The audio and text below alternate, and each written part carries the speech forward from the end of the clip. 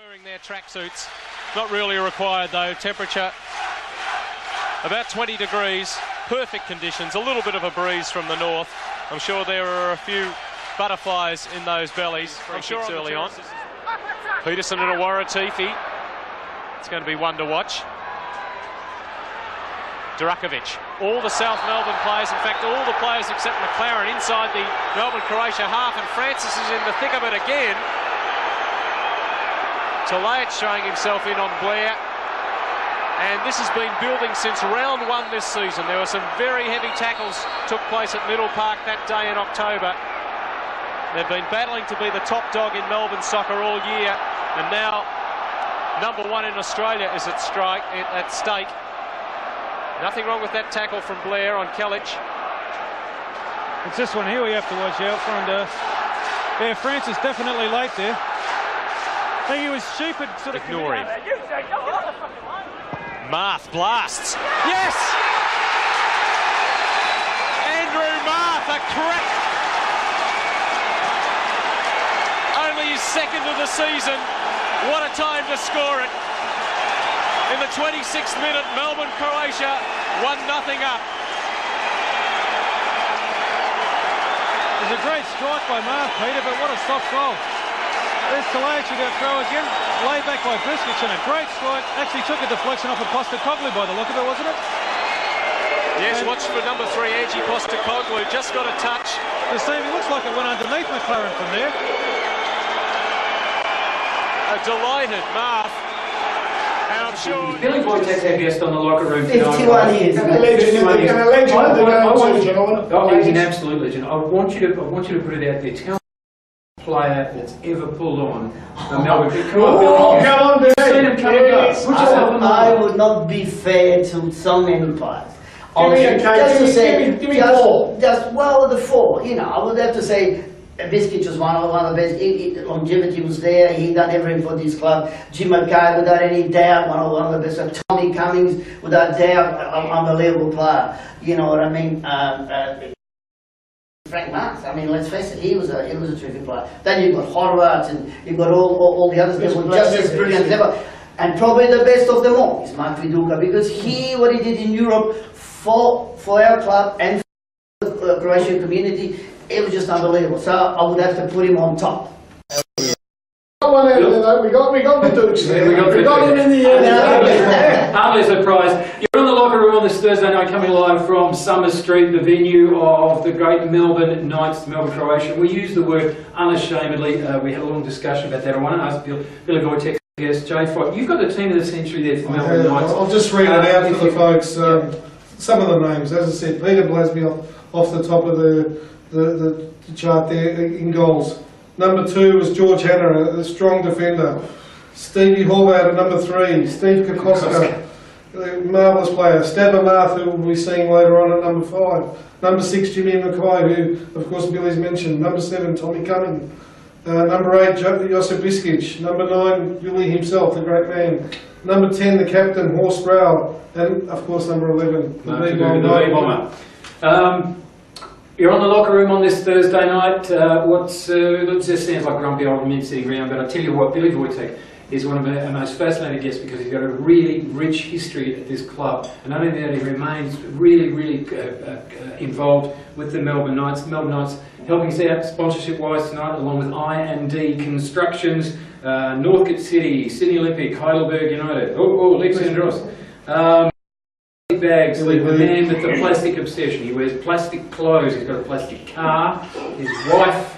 No, go there. Copacabana nightclub, if you had been down there on the, what's that night that we went there, the salsa night. Salsa night. Honestly, it's to die for, kids. There's a bit of salsa to warm it up. There's a bit of salsa around there too, as well. And of course, the great people at Boost Juice. Billy, I want to know some goals. You know, we talked just then about there, Blakey.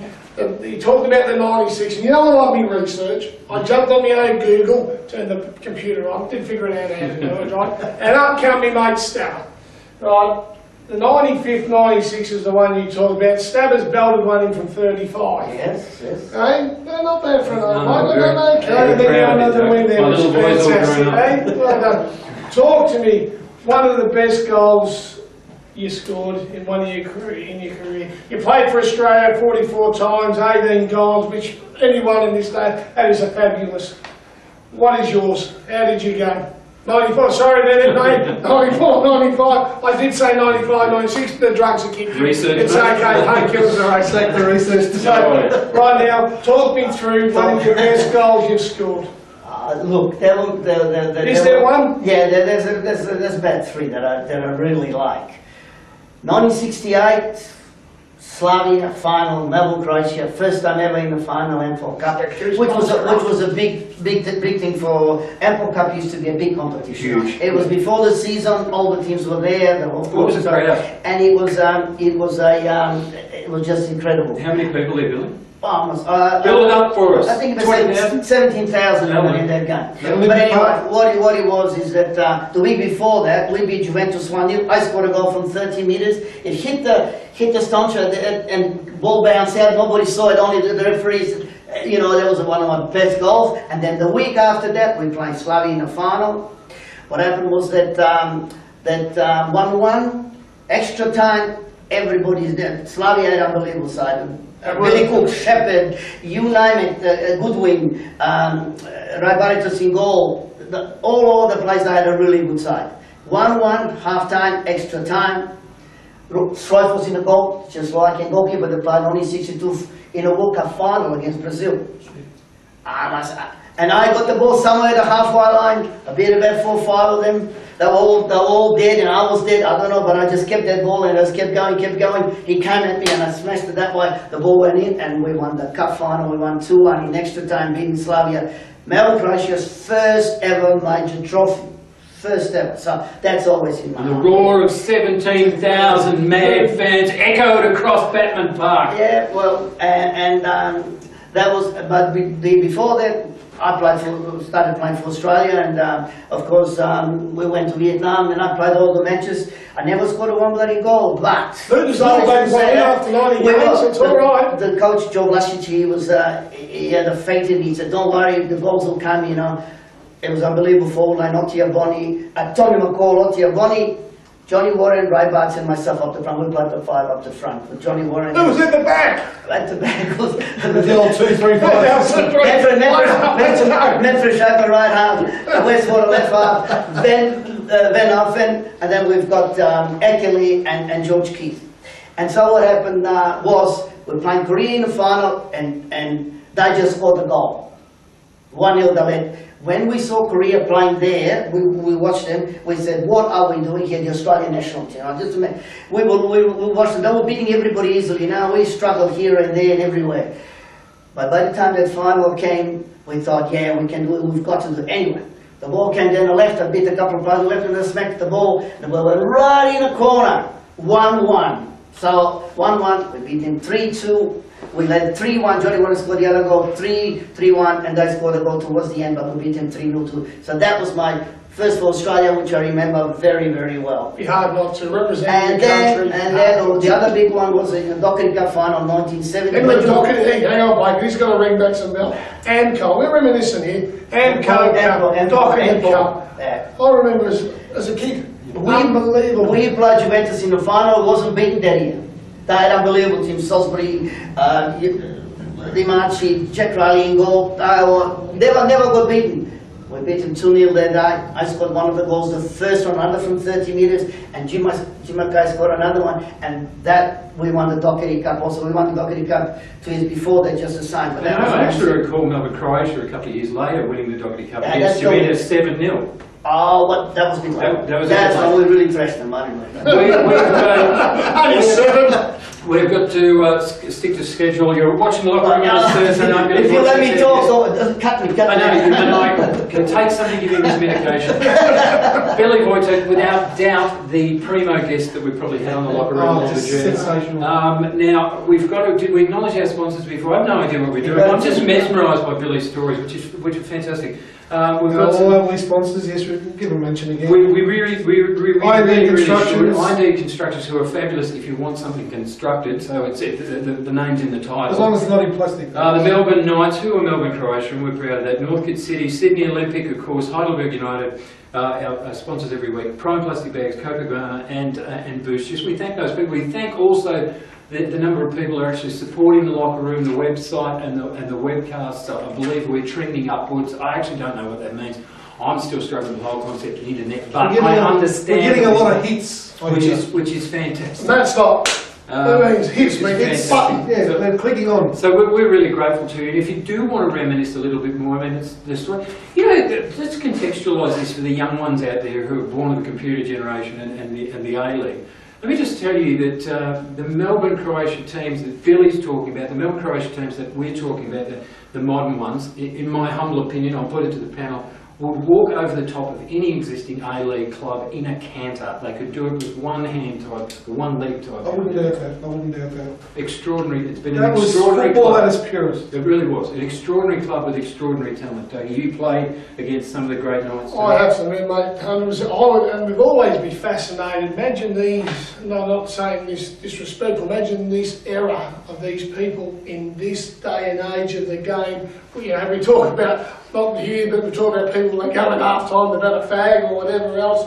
Imagine that with their knowledge, the technical ability that these people had into the professionalism, not saying they weren't professional, but into the professional and what we've got today would be absolutely phenomenal. It would be, I'd hate to see it. I'd hate to see it. Billy, look, I'll get your take on this, and we do ask our guests regularly, given your perspective over that long journey, particularly with your affiliation, your emotional affiliation with the Melbourne Croatia, how does it make you feel now when you look out on this wonderful ground at a club, you know, that, well, look, to all intents and purposes, is in decline, which is sad in terms of its support base and so forth, and the fact that these once great clubs have been relegated to second-tier competition? How does that make you feel as a staunch Melbourne Croatia person?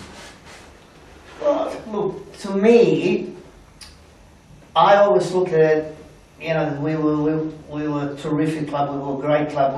So the way this is now, it is a little bit sad, but we can't do anything about it. The time has moved on, and you know, and I sometimes look at myself and say, no, I'm not the guy that used to do that and that. So I can visualize. But there are people that work very hard in this club. They want to make this club good again, that are doing everything possible to you know, to satisfy the people, whatever's left there. I mean, got to understand, a lot of people have passed away, a lot of people have Can I ask you something, Billy? You know, There's a comment there, you said good again. I don't believe that it's never been good. Talk to me, why good again? What's changed? Well, I'll tell you, what do you mean? good again means, well, it's a bit frustrating when you see there's not enough people here. I mean, this used to be packed. On the other side used to be packed, and I used to stand there many times amongst the crowd there, with unbelievable crowd. So when you see that there's nobody over there, there's only a few people there, it's not the fault of the people that are working for the club. It is just the times. The times have moved on. And I just hope that we can keep all this, and I just hope that the people will wear the Croatian colours and to play. But I also understand that, like I said, time You think it's like, you think, we touched on this, and I'm you not know, going to go into too much I mean, what can I say? But I would definitely wish forever to carry on, which we will. But you know, we're not going to be power like we were once. Do you think it's just because of society? The way society is, like mum and dad are both working now. You know, we thrashed this around the other day, and we said, well, you know, both parents work now. You know, when we grew up, I was at the soccer club. That's where I grew up. I was at the soccer club all the time. That was me. It's when we weren't. Yeah, but now it's people are at home, and society. It's the way it's the problem is also that now, if you have a kid playing in the juniors, yes, you've got to pay $600-700 a year to put the kid in the team. I mean, when I was playing football, my father was so poor, he couldn't even buy me a boot. We had to go at the market, you know what I mean? But anybody could play. Now, if you haven't got the money, you can't play. I know I coached in this club here, juniors, and we were great and we had some fantastic players. But you know, there were players that would say, you're not going to get a bag or a tracksuit unless you have paid your fee by such and such a day. And there was two guys that actually, I put the money in, so I said they were going to kick him out. I'm not saying this committee, they were junior committee at the time, they were different together too. But you know, so it's very difficult. I mean, a lot of kids, a lot of fathers and mothers can't afford to put the money in a club to pay for the kids $600-700 a year. Do you understand? And where does that money, what we try and say is, I understand, where does that money go? Is it going to the Football Federation or well, it does go to the coaches. I understand they need to have the coaches, they need for the club this and that. But you know what I mean? It is a they've got outfitted with the tracksuit bags. Everybody wants to look better than one another. You know what I mean? So they need all that. In our time, we never needed it. We never needed a bag. I needed one little bag and just carry it on. I've genuinely got a feeling here that if we worked on it, we could probably fill out 2 or 3 hours of the locker room with Billy. We're so grateful for you joining us. It is the locker room on a Thursday night. Stay with us, Billy, because we've got to discuss issues of the day, JFOT. I think the key ones we want to talk about tonight, Socceroo's on Tuesday, and of course we all saw it was from my point of view, the most workmanlike 4-0 victory I've ever seen in Socceroos.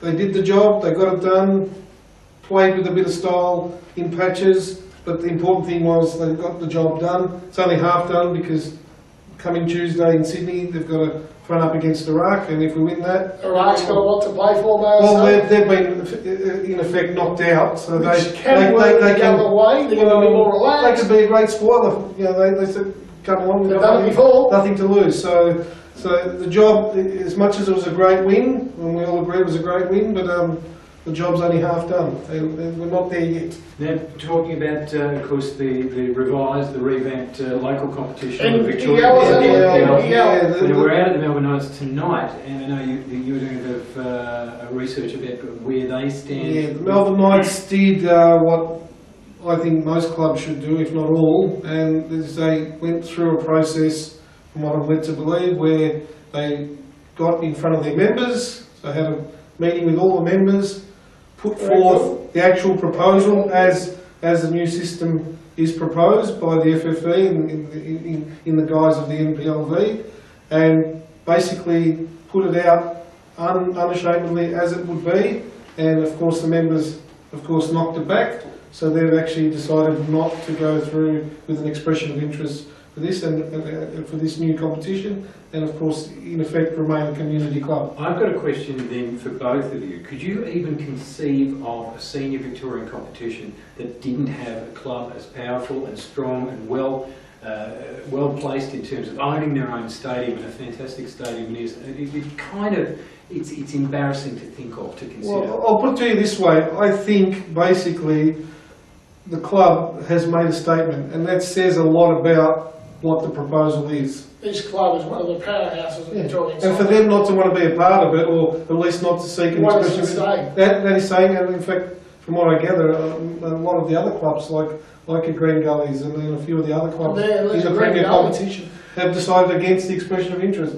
And I think from what I'm hearing around the traps, from clubs, a lot of the clubs that are putting expressions of interest in have probably done so on a slightly uninformed basis, and perhaps out of a bit of fear because they don't want to be left behind lest something does go ahead. I think we need, if we can, see if we can get the powers that be or someone who knows what's, from the FFV. Maybe we can get them on our show and maybe have a little bit of a yak and find out what really is going on out there, because someone like Green Gully, Melbourne Knights, we're talking about one of the biggest powerhouses that's been involved in Victorian soccer, guys, for how many years, and not to be involved.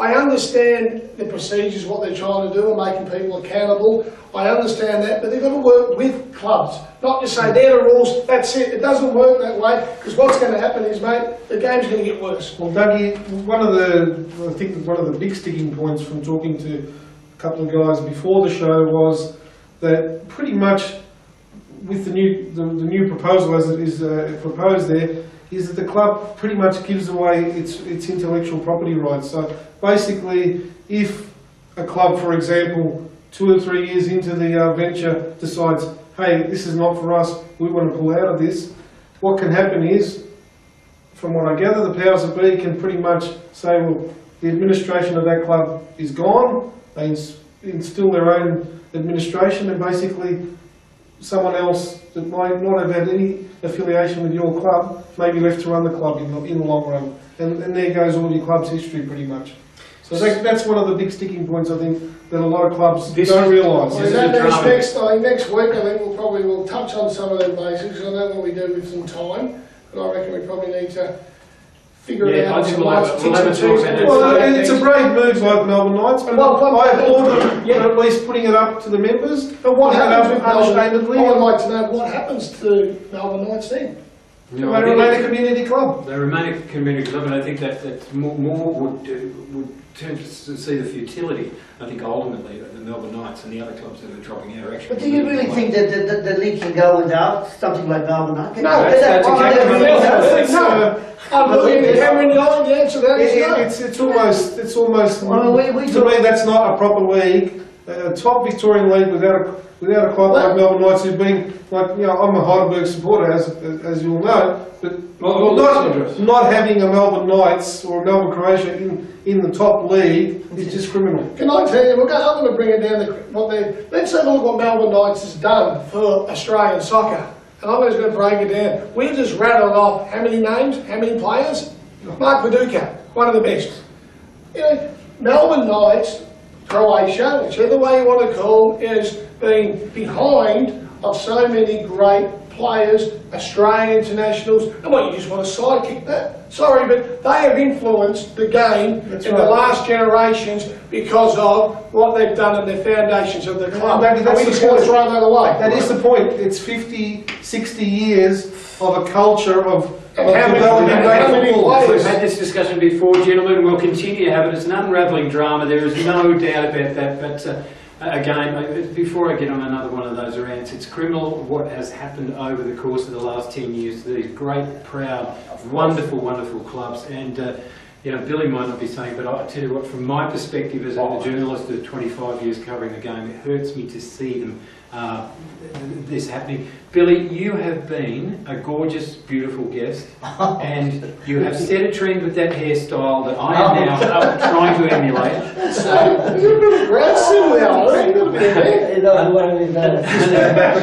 And there are probably I love my club. I love the people. I'm passionate about everything I do for this club, and for me, it's like I said, it'd be terrible mistake for anyone to have any competition without Melbourne Knights. I mean, it's ridiculous. Honestly, look, I came down here and I watched the other day the North Indian was here. We had I don't know how many people, 500 or whatever we had here. Died 30 people.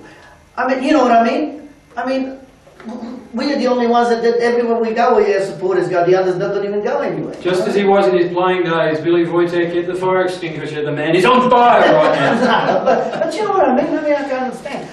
I don't want to be against Northport. I don't want to be against Heidelberg. But really, I mean, we're the only ones that really go and support and really passionate about this football. Juniors, the weekend is going to clip it. I know you're out. Juniors, what's the background of the juniors? We've got the best juniors, we've got the kids, we've got the women's team now. We've got everything in this club. This club is set for, and what they're going to do, they're going to kick us out, what all these kids are going to go, where they're going to go, I can't even think, this is ridiculous.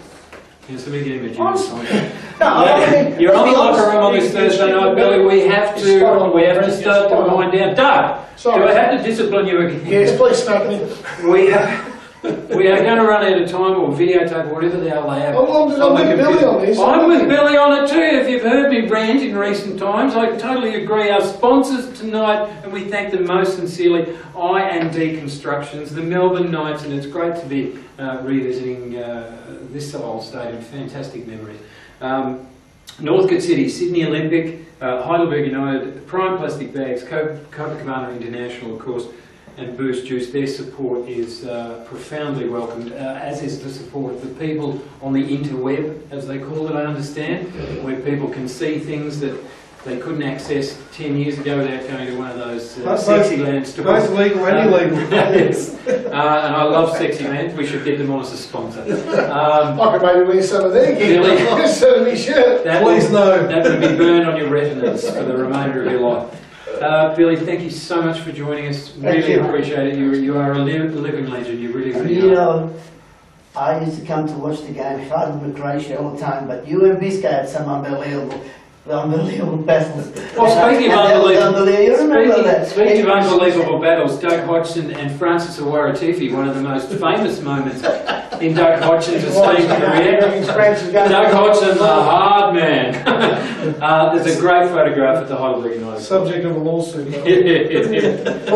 So, gentlemen, we do have to wrap it up. Dougie's shirt, of course, this week he's wearing... I wore a Victorian. Actually, this was the one where I think it was JFK that were here and got selected to play in Victoria. I was hoping that Stabber was going to come on. The reason I was Stabber's downstairs, obviously speaking to some players and they're in meetings and doing powers of be at the present, so, and then train philosophies and whatever else. So I was ashamed because me and Andrew, 13s, 14s and 15s played together for the Victorian squad that obviously further on our careers played against. And I'd love to get Stabber on, and I'm going to try and get him on the show because he's one gentleman that I believe had the ability, credentials and all the above to go overseas but stayed here on his own floors here.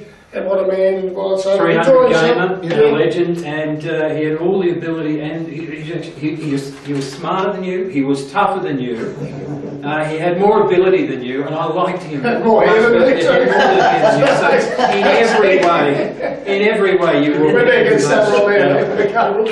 So ladies and look, honestly, I'd hopefully we can revisit the Melbourne Knights experience and the Billy Vojtek experience and everything else, because this has been one of the most gorgeous nights we've had in the locker room. Agreed, Joe? Oh, it's just warmed up on a cold winter's night. It really, really has. Dougie, you're a gorgeous man in so many imperceptible ways. Billy, you're a legend. We'll be in the locker room again next Thursday. I know you want to see how many friends you've got on Facebook. Remember the theory, if you've got a lot of friends on Facebook, you probably haven't got too many friends in real life. So suck it up. We're off. We'll see you next week on the locker room. Thanks, everyone. Good evening.